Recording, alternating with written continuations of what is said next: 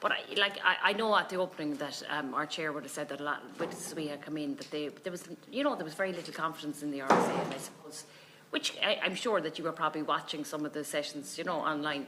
And would you have liked to have seen the Endicon report recommendations, of actually separating the functions? Would you have liked to have seen that happen as an organisation yourselves? As an organisation, I believe, and Deputy O'Gorman referred to it, I believe it was once the Endicon, and correct me if I tried to block a lot of the last few years, but I remember at the time when the Endicon report was issued, I remember our chair at the time, Liz O'Donnell, would have welcomed the report, and the decision then was with government. And what has happened since, as you all know, is that the government have made a decision not to split, and we absolutely accept and work with the Minister on whatever reforms that he's going to propose. From our perspective, we're a public service, we're here to do a job, and it is the job of government, when it comes to those kind of reports and those kind of recommendations, to either decide to go with a thing or to not go with a thing. And whether we would have wanted a split or not really has nothing to do with it, because it doesn't change what we have to do on a daily basis, which is get up in the morning and try and make a real impact on road safety.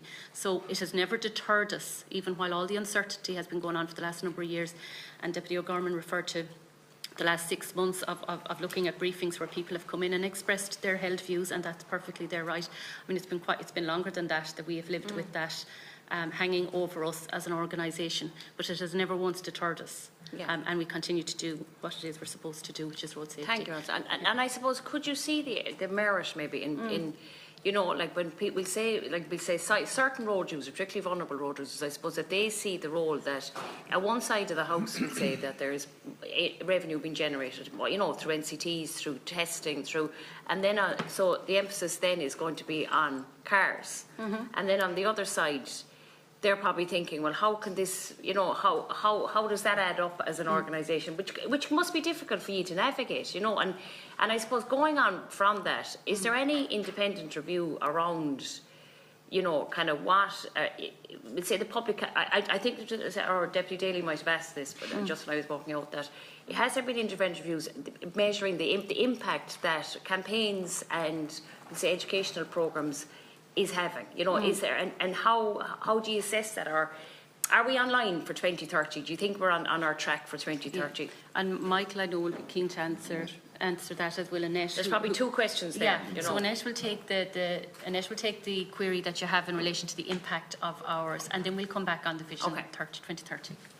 Thank you, Senator. So in relation to our education awareness campaigns, what they are designed to do is to raise awareness and to change behaviours. So we can see from independent research that is done from an independent company that people are aware of our campaigns, and we do that through spontaneous and prompted awareness, but also in relation to effectiveness. And we can see from our campaigns, our most recent one is our drink driving campaign. 74% of people, nationally representative sample, have said that they will not get into a car after having a drink. And we can see that there has been a shift in attitude there to bystander intervention. So if you remember, that campaign is all about the social acceptability of drink driving, letting your friends drink and drive. They're actually saying they won't. So we have that through all of our campaigns. We talked about... and it's probably very hard to measure it. It's probably very... It and is, I suppose you'll be looking then for the other departments, like the Department of Justice, to come in maybe and see...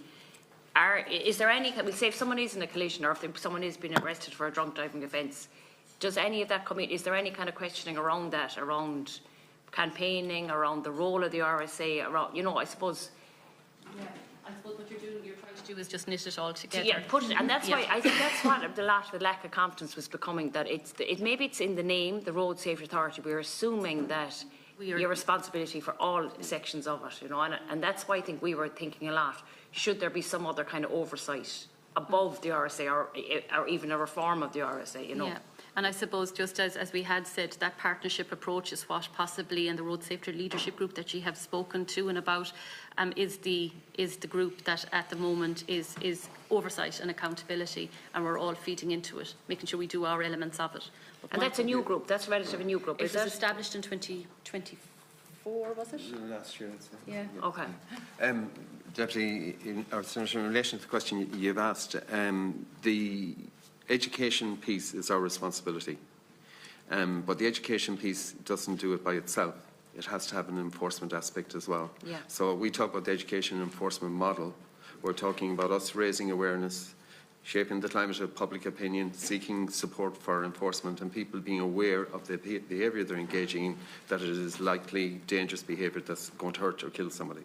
But that has to be supported by enforcement. People need to know that they know it's wrong, but they need to know that there's police out there, or the guards are out there enforcing those laws, and there's a high likelihood if they go drink driving or whatever, That there's a they're high really likelihood caught. that they're going to be caught. Yeah. And that is what changed. And we saw that working. I referred earlier on when the RSA was established first, we had targets that we achieved, and we achieved it as a result of the education enforcement model, working very closely with the guards and ourselves. And that's what changes, and that the evidence is that's what changes behaviour on our roads. And speed, I suppose, is obviously Speed, another very huge issue. yeah. And just, I suppose, Alison, when you said there, like, about that you'd like to see that we'd support the 30-kilometre zone, like, I know a lot of, we say, cyclist groups or vulnerable road users were very disappointed that was given back, that the bylaws were going to put back to the local councils again, that it wasn't the ministers. How have ye, where would you think your role in advocating for that? We say even the fact that there's no engineering staff, design staff employed by the RSA is kind of difficult, I suppose, to understand how that can possibly be. If you're looking at designs, the evidence-based designs that we know work, like we know 30-kilometre zones in built-up urban areas, the reduce of people being hit by a car that are going at 30 kilometres, going at 50 kilometres, it's a massive impact.